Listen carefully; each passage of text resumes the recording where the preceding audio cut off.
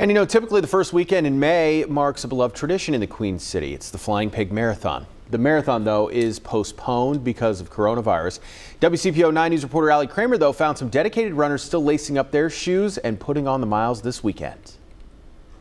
Guys, the Flying Pig Marathon is virtual again this year, and I know you're thinking, what in the world, what is a virtual marathon? It basically means that if you want to go out and run 26.2 miles, you can submit your time to the Flying Pig folks, and then they'll send you the t-shirt, the medal, and all of the swag. And we met one local group of runners who says, look, we've been working for this, we have earned this, and we're going to still hit the pavement and get those miles in. There's a sense of adrenaline, right? When you've got the streets lined with people with your usual pig, like coming downtown is always so much fun when it's covered with people. So it's definitely different.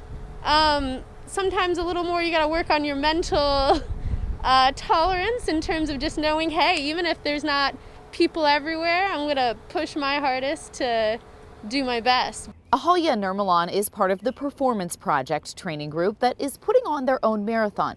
The group typically prepares runners for the half and full marathons. They started training back in January with some optimism that the Flying Pig would be back, but unfortunately that's not the case. So head coach Rick Lucan said, look, it's hard to tell so many people who have been training so hard that there's no finish line. They want that hard work to mean something, to have that end goal. So they've set up their own half and full marathons, and these are the real deal. They are both certified, which means that they can qualify you for Boston or the New York City Marathon.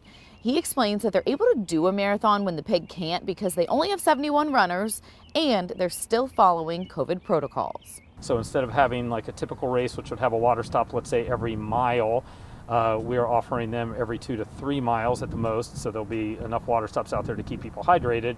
And they will also be refill scenarios if you're carrying your own, or we will have cups set out and spaced apart on tables where people can pick them up, so it's contactless. Sending people out in groups of 10 or less from the start. So we have a staggered start set up, and that will get people out and basically spread out as they get out. So if you're out here at Lunken Airport or over at Otto Armletter Park, you may see some of those runners, and of course you can cheer them on. They are going to be running those marathons tomorrow morning starting at 7 o'clock. And although registration is closed, it was only open to those in the training group. It's important to remember that the Flying Pig is just rescheduled.